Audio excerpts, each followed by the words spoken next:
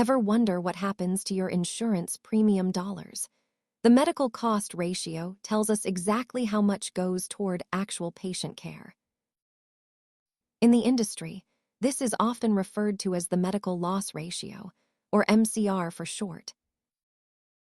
For many plans, federal law requires that at least 80% of your premiums be spent on medical care and quality improvement. This ratio counts money spent on doctors, hospitals, and wellness programs as medical costs.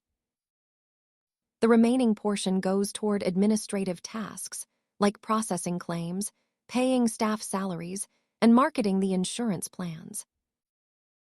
If an insurer spends less on care than required, they are often required by law to issue a refund to policyholders. Keep in mind that a higher ratio generally indicates that more of your premium is working for your health. Understanding these ratios helps you see the value in your health coverage.